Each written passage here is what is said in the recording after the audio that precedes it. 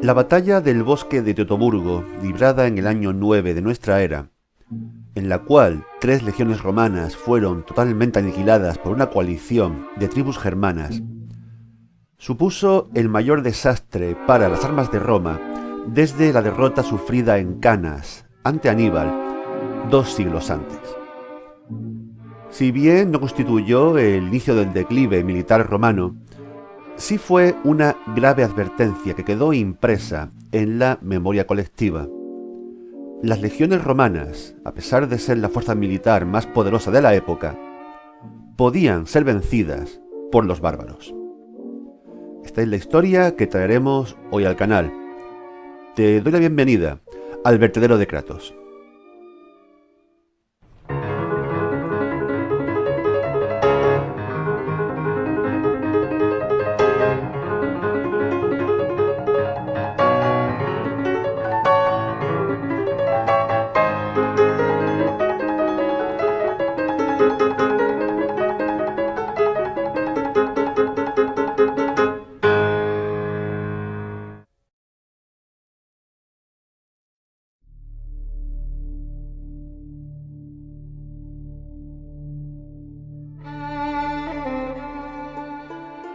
Germania era una tierra misteriosa para los romanos. Julio César tuvo contacto con los germanos en su afán por mantenerlos a raya y defender la Galia de sus incursiones. En el 55 a.C. tendió un puente sobre el Rin para atacar a los germanos en su terreno, causando estragos, solo para después retirarse y destruir el puente tras de sí. El mensaje era claro: con Roma no se juega. En las siguientes décadas, Roma estuvo sumida en guerras civiles y no mostró más interés en las tierras de más allá del Rin. Octavio Augusto emergió como único triunfador y primer emperador de facto y volcó sus esfuerzos en la reconstrucción del Estado romano. Pero en el año 17 a.C., una alianza de tribus germanas lanzó un potente ataque contra posiciones romanas, llegando a poner en serios apuros a una legión. Augusto dedicó entonces atención y recursos a fortalecer las defensas del Rin, pero consideró que ello no era bastante. Debía conquistar Germania hasta el río Elba para asegurar la estabilidad en el norte del imperio. Ese fue el objetivo de las campañas emprendidas por Tiberio y Druso, hijos adoptivos del emperador, entre los años 16 y 6 a.C. Derrotaron a las tribus asentadas entre el Rin y el Elba, y una vez hecho esto, Tiberio, pues Druso había muerto en un accidente, llevó la guerra hacia la cuenca del Danubio, al este, para dominar a tribus consideradas más peligrosas.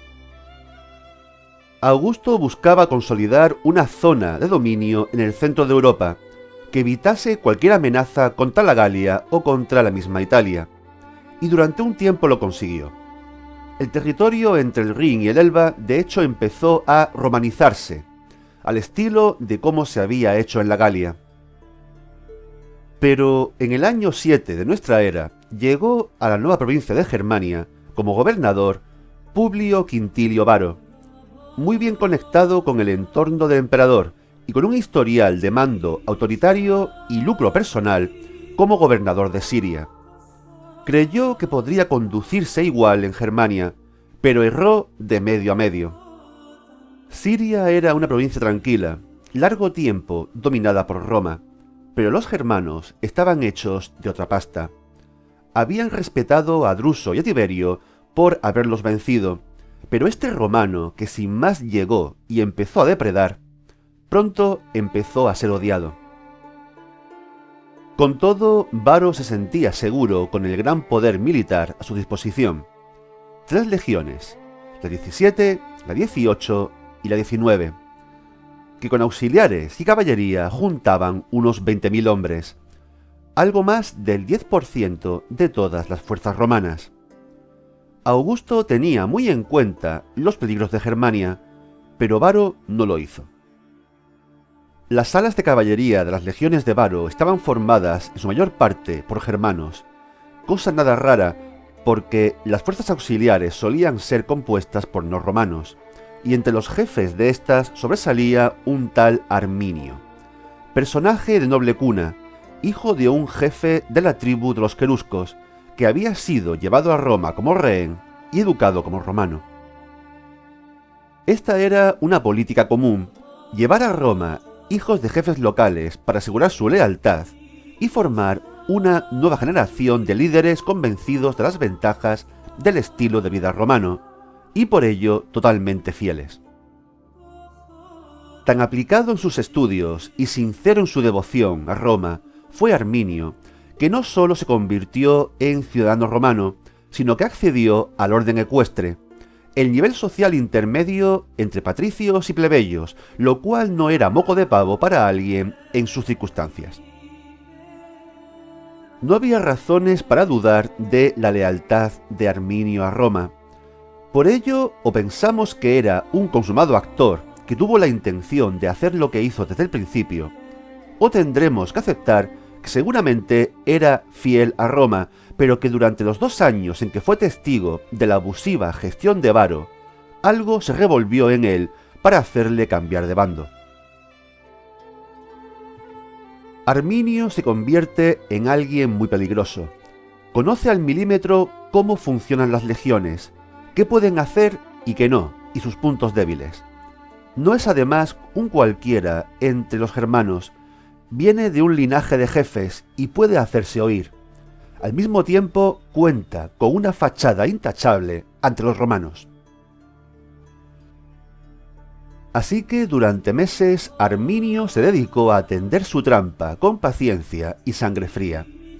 La caballería auxiliar estaba constantemente de patrulla, y así pudo viajar aquí y allá con sus jinetes germanos, ya fieles a él, para contactar con los jefes de las tribus y llevar a cabo las alianzas precisas. Él lo sabe. Los bosques son un mal lugar para los romanos. Se les puede vencer allí. Sin embargo, las cosas podrían haber ido muy mal para Arminio. Nos cuenta Tácito que Segestes, noble querusco a la sazón tío de Arminio, advirtió a Quintilio Varo de que se estaba fraguando una rebelión y que Arminio podría estar implicado. Pero contra todo sentido común, el romano no dio la mayor importancia a aquella información. Cada otoño, las legiones de Germania se replegaban a los cuarteles de invierno a orillas del Rin, y a inicios del mes de septiembre se pusieron en marcha. Pero llegaron a Varo falsos informes acerca de una rebelión que estaba teniendo lugar al norte de la provincia, así que resolvió acudir allí, desviando todo el contingente por la ruta más corta, a través de una amplia extensión de bosques y zonas pantanosas. Era un desacierto táctico mayúsculo. Las legiones no podían desplegarse en aquel terreno, y la fuerza de una legión residía en poder luchar en formación, como un todo.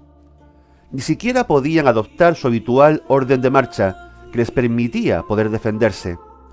Avanzaban con gran trabajo en una larguísima columna donde se mezclaban combatientes y servidores con los carros y las mulas de carga. Varo había decidido tomar aquel camino por consejo de Arminio, el cual aseguraba que la ruta era segura. Y el día 9, al llegar al lugar previsto, Arminio y sus jinetes atacaron a los romanos, junto con una turba de hombres de las tribus que surgían de la espesura. La mal llamada Batalla del Bosque de Teutoburgo fue en realidad una masacre en la que durante 3 días los germanos hostigaron sin piedad a los romanos en continuos ataques y repliegues, diezmándolos poco a poco. Velleio Paterculo nos cuenta que Varo se suicidó al segundo día, como buen noble romano caído en desgracia. Sus hombres no vieron más salida que seguir la marcha, con la esperanza de conseguir salir de aquel bosque infernal, pero al final el sendero los condujo a un estrecho paso entre una colina y un pantano.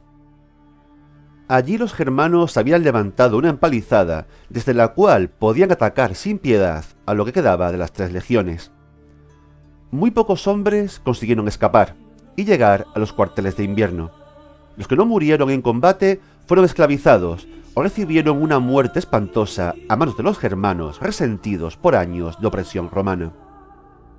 Nos cuenta Suetonio que Augusto, al tener noticia del desastre, corría de noche por las salas de palacio gritando: «Varo, devuélveme mis legiones».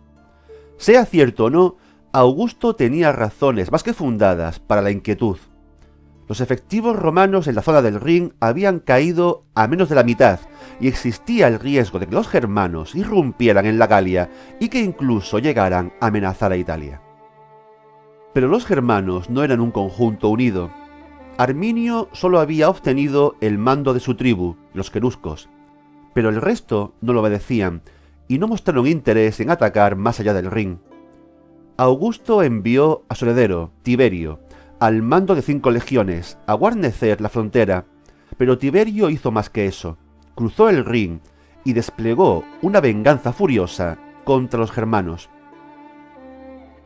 En el año 13, el sobrino de Tiberio, Julio César Germánico, cruzó el Rin y trató de retomar Germania. Halló los restos de los hombres de Varo y los sepultó.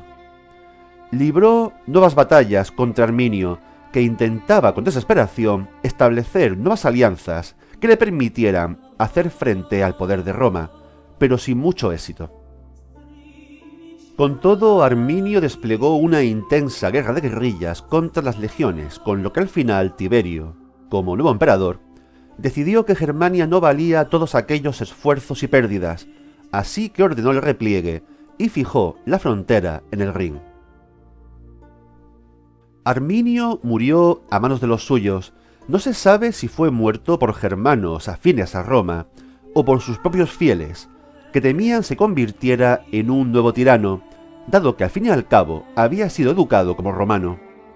La figura de Arminio, olvidada durante la Edad Media, fue recogida a partir del siglo XVI y sobre todo en el XIX, como uno de los elementos inspiradores del concepto de la unidad alemana.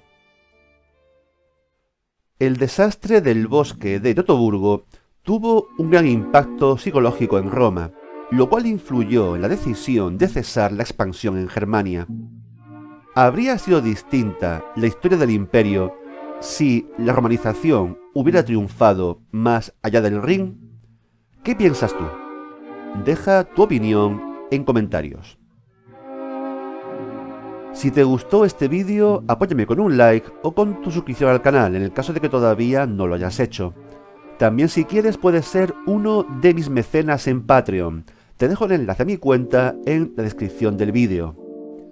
Pero ya sabes, comenta, sobre todo comenta. Sigamos hablando de historia. Cuídate.